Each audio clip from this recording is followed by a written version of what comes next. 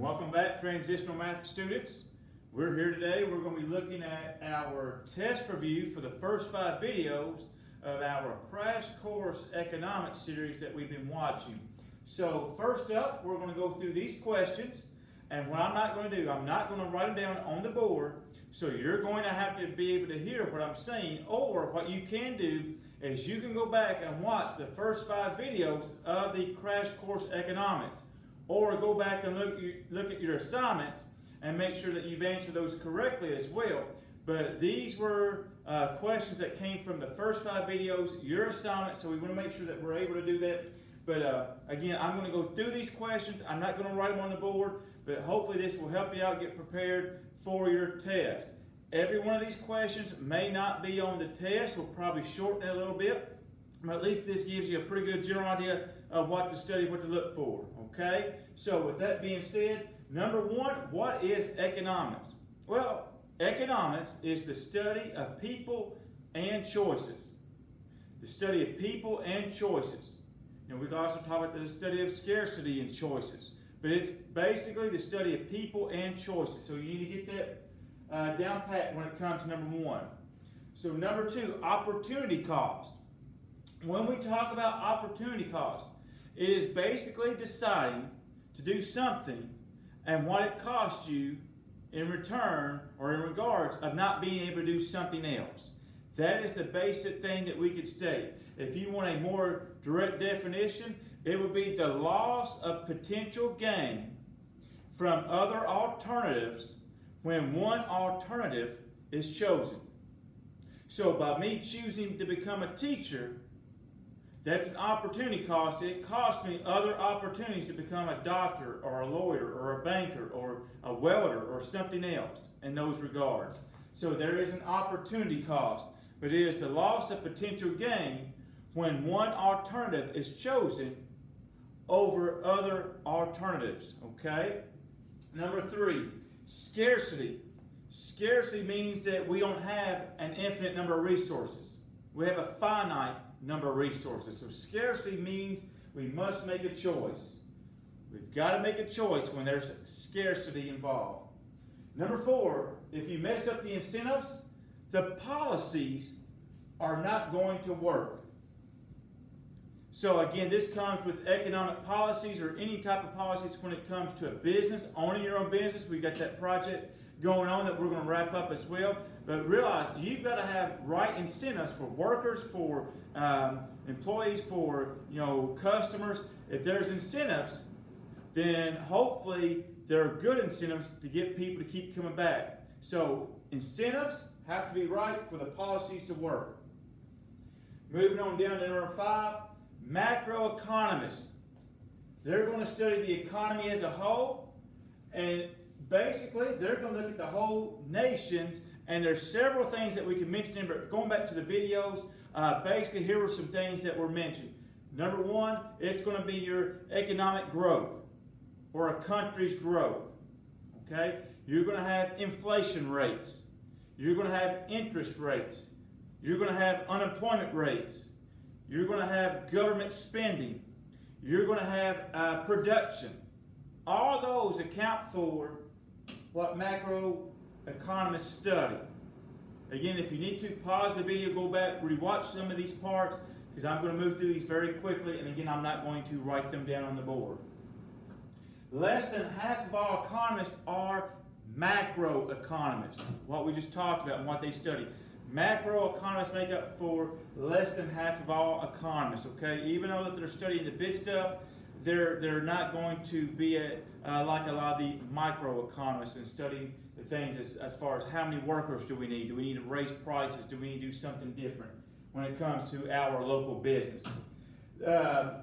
Again, economics is a study of people and choices, scarcity and choices. Again, know that for this test for sure, seeing that it's came at twice already. The labor necessary to produce one complete manufacture is almost always divided among a great deal of hands, okay? It's going to involve a great number of hands when it comes to any type of production of any type of product in most economies. Now, what is PPF stand for? You know, we looked at the graphs, we looked at all those things, but it's the production possibilities frontier. Production possibilities frontier. And again, those graphs, they really help us out. They help us to understand economics a little bit better. At least that's what economists look for more often. You're looking at number 10. Individuals and countries should specialize in producing things which they have a comparative advantage. You want an advantage when you're trying to trade with other countries. And then you want to trade with countries that specialize in something else. This trade will be mutually beneficial. It's a mutually beneficial trade. So you specialize in producing certain things that you have an advantage over. Moving on to number 11. If there's a point on which most economists agree, it's that specialization and trade make the world better off. Number 12, we as a social order have to figure out three things. Okay? So this right here starts the third video in your economics videos that we've looked at. But with this one, we got to figure out three things. Number one, what are we going to produce? What will we produce? That's one. Number two, how will we produce it?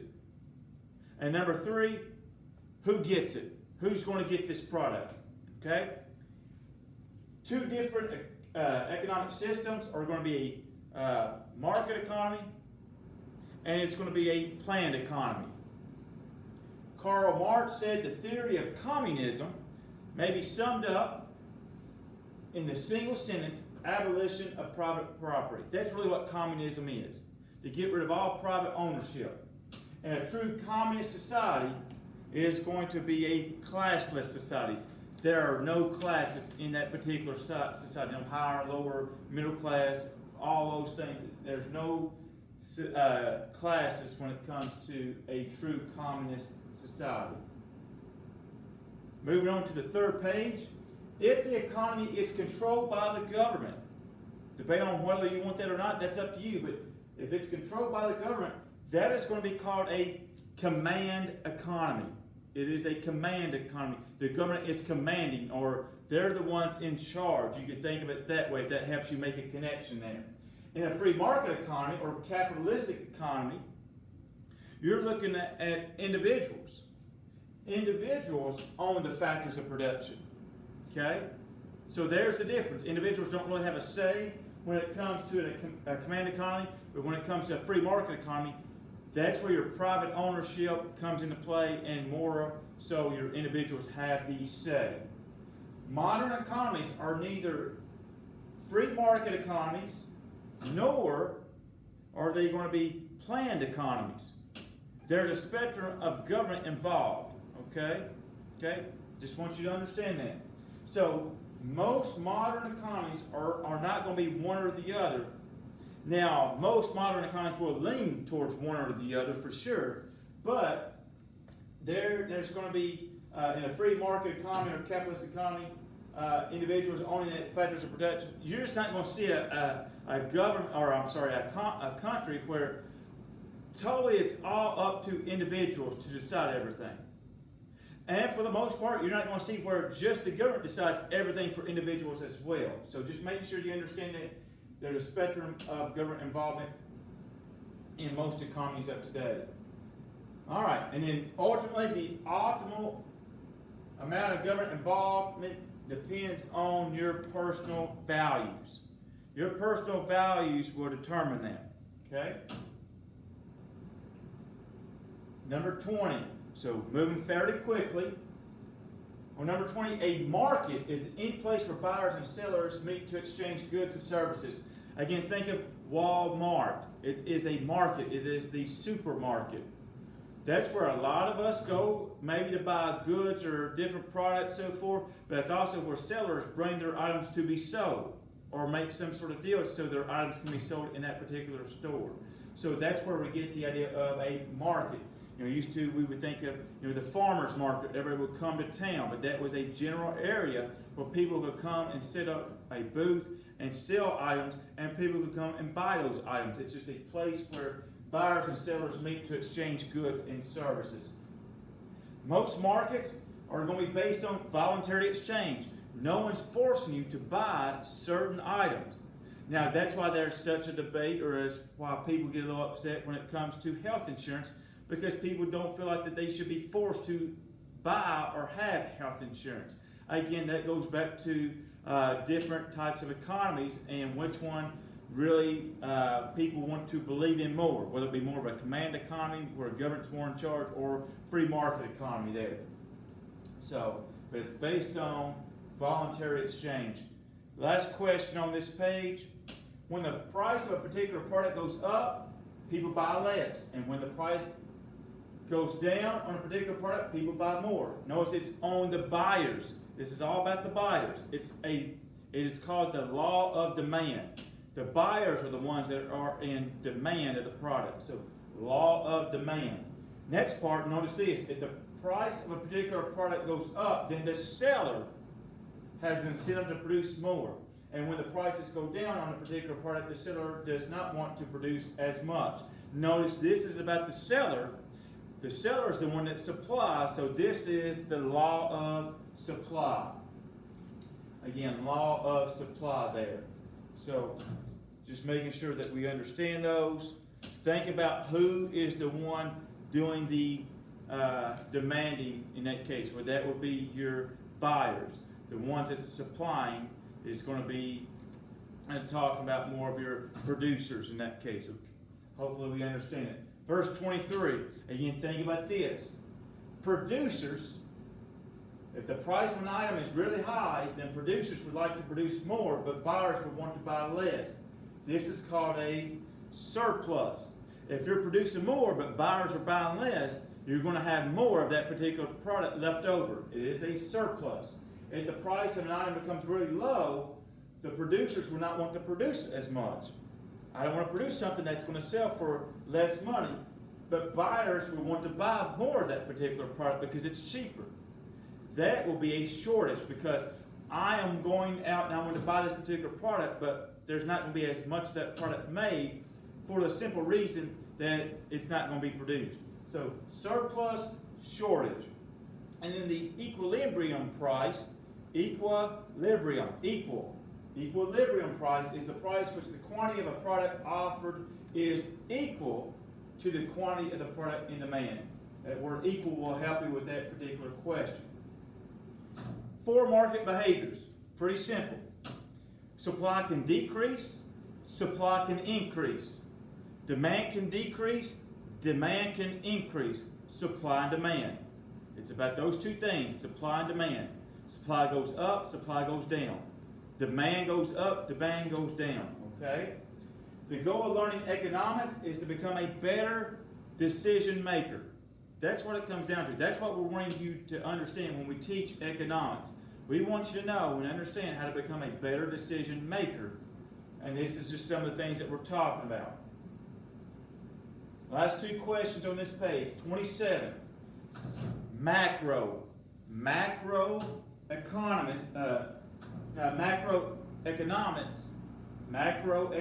is the study of the entire economy as a whole rather than individual markets. Macroeconomics, again going together here, it's going to study the big stuff. We've mentioned it before, so you can expect some of these things. Economic output, unemployment, inflation, interest rates, government policies, if you want to add more there. Okay, so be ready for those on this test.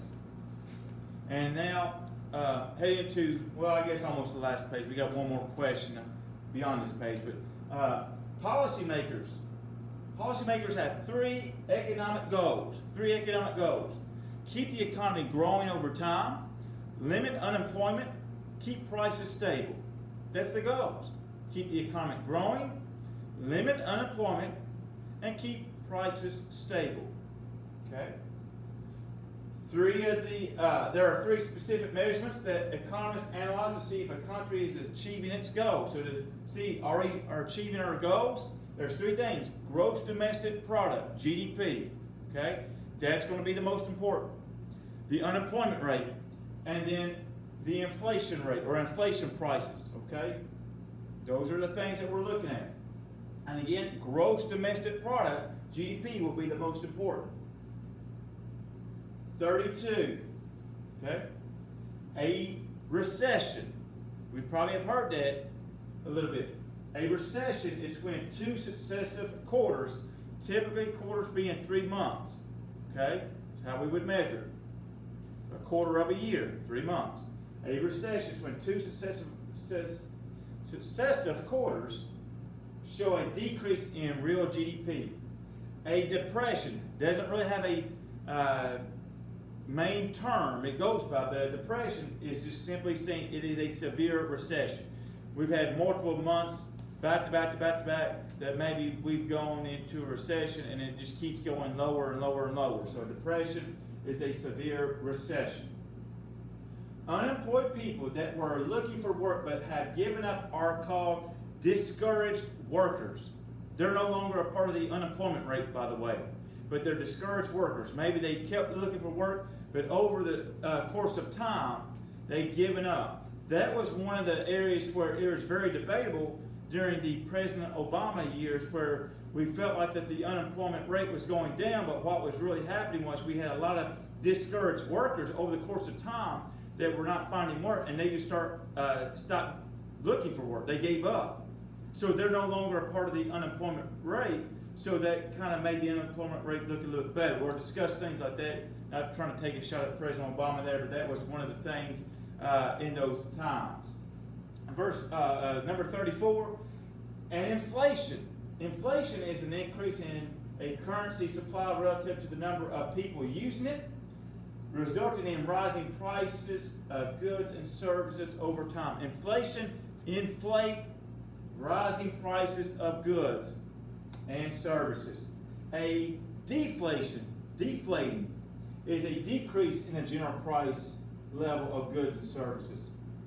Okay, so deflate, you're going down, it's decrease. And last question, there on the very last page, an economy has 4 components that make up GDP. Okay, so this again be good to know. 1, you got consumer spending. Number 2, you've got business spending. Number 3, you've got government spending. And number 4, you've got net exports. Consumer spending, business spending, government spending, net exports. So again, this is your test review in a nutshell. Went over it very quickly. Pause the video as much as you need to. Go back and review it. Go back and rewatch the videos 1 through 5 when it comes to Crash Course Economics. Hopefully this will help you. We'll give you today and tomorrow to go over and review this, and then the day after that we'll take our test. And that test will be due that day. You'll have all day to take the test, but we will expect you to get the test done within that time frame. So hopefully this helps. Have a good day.